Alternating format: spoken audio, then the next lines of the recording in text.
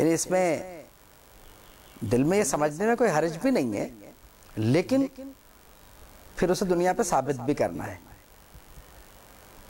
اور اس کے لیے ہمیں عمل کرنا ہوگا۔ یعنی کہ نماز کا وقت ہو گیا تو بغیر شرمائے ہوئے نماز پڑھ لیں۔ اس طرح اگر ہم قوت رکھتے ہیں، طاقت ہے ہمیں، تو رمضان شریف کا کوئی روزہ نہ چھوڑیں۔ اگر صاحب نصاب ہے تو زکوٰۃ دیں، اگر ہو سکے اور اتنی قوت ہو تو حج بھی کریں، کیونکہ یہ تو بنیادی فرائض ہے، باقی تو معاملہ نوافل پر ہے۔ اور یہ بھی نہیں ہو سکتا کہ فرائض چھوڑ کے نوافل پہ شروع ہو جائیں، ایسا بھی نہیں کر سکتے ہم۔ تو بات یہ ہے کہ ہمیں اللہ اور رسول سب سے زیادہ محبوب ہیں، یہی بات جو ہے وہ سب سے اہم ہے۔ اور دوسری بات کہ جس سے محبت کریں اللہ کے لیے کریں۔ مطلب اللہ کے بندوں سے محبت بھی اس حدیث شریف میں بتا دے گی کہ اللہ کے بندوں سے محبت بھی بہت ضروری ہے۔ اکثر کیا ہوتا ہے کہ ہمیں اللہ رسول سے محبت تو ہے، لیکن اللہ کے بندوں کو ہم دھتکارنا شروع کر دیتے ہیں، اللہ کے بندوں سے ہمارا رویہ اچھا نہیں ہوتا، یہ بھی غلط ہے۔ حضور نے فرمایا تم میں کامل ترین مومن وہ ہے جس کا اخلاق سب سے اچھا ہے۔ تو آپ یہ ذہن میں رکھیے کہ حقوق اللہ کے ساتھ حقوق العباد بھی ضروری ہے، کیونکہ یہ جو آپ ہیومن رائٹس کہتے ہیں، یہ ہیومن رائٹس ہی حقوق العباد ہیں۔ اسلام میں حقوق اللہ اور حقوق العباد یہ دو ایسی اصطلاحات ہیں، اور یہ دو ایسی باتیں ہیں کہ حقوق العباد کا ناطہ بھی حقوق اللہ سے اس طرح جڑا ہوا ہے کہ اگر بندے کی حق تلفی ہوگی تو انسان گناہگار ہوگا، ثواب کا مستحق نہیں ہوگا۔ تو یہ ایک بہت اہم مسئلہ ہے حقوق العباد کا۔ بعض لوگوں کے ذہن میں یہ ہوتا ہے کہ ہم تو حقوق العباد کا خیال رکھتے ہیں، کیوں بھائی حقوق اللہ میں کیا تکلیف ہے؟ اس میں نماز ہی تو پڑھنی ہے، رمضان شریف کے روزے رکھنے ہیں، اور کیا کرنا ہے اس میں؟ توحید کو تسلیم کرنا ہے، شرک نہیں کرنا ہے، اور کیا ہے اس میں؟ یعنی ان تین باتوں پہ فی زمانہ اگر عمل کر لیا جائے تو بہت سارے معاملات حل ہو جاتے ہیں۔ شرک نہ کرے، نماز کا اور رمضان شریف کے روزوں کا پابند رہے، کیونکہ زکوٰۃ اور حج یہ ہر انسان پہ فرض نہیں ہے، اس میں صاحب استطاعت ہونا شرط ہے۔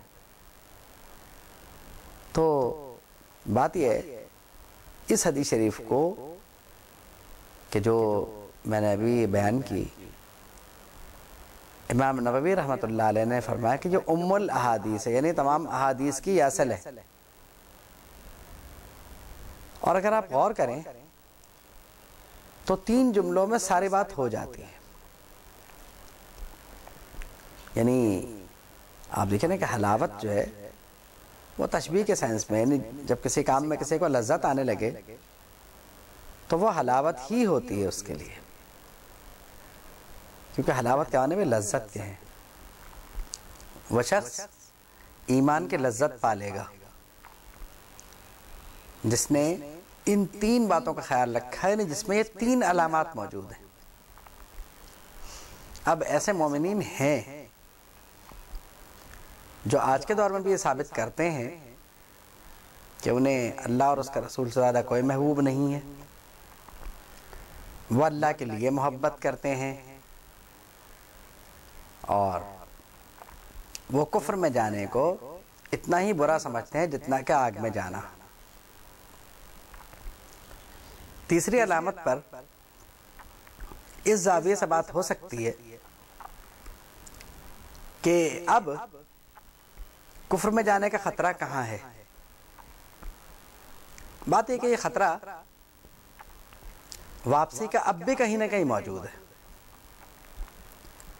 اور وہ اس طرح سے ہے، آپ یہ کہیں گے ہو سکتا ہے کہ یہ تو اس زمانے کی بات تھی جب لوگ نئے نئے مسلمان ہو رہے تھے تو ایمان میں کمزوری نہ پیدا ہو، اس لیے یہ بات ارشاد فرمائی گئی نہیں، آج بھی یہ خطرہ بہرحال موجود ہے، اور اس طرح موجود ہے کہ انسان کی عادت رہی ہے کہ وہ ہر زمانے میں لالچ جو ہے اس کا پیچھا نہیں چھوڑتی. انسان لالچی ہے، اور جب کبھی معاشی پریشانی یا اس قسم کی پریشانیاں اسے آتی ہیں تو وہ حالات سے گھبرا کر بہت سارے ایسے فیصلے کر لیتا ہے جو اسے مختلف کمزوریوں میں مبتلا کر دیتے ہیں. یہ اور بات ہے کہ بعد میں ان فیصلوں پر اسے پچھتاوا ہوتا ہو، پریشانی ہوتی ہو، یہ بات اور ہے.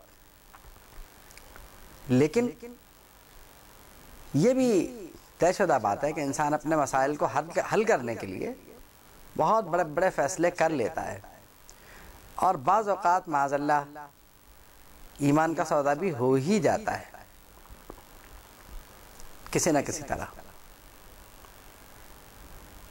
تو اب اگر یہ صورت پیدا ہو جائے تو بات آج بھی وہی ہے کہ کتنا ہی کڑا وقت پڑے، آپ کو اپنے ایمان کا سودا نہیں کرنا ہے تو بات بنتی ہے.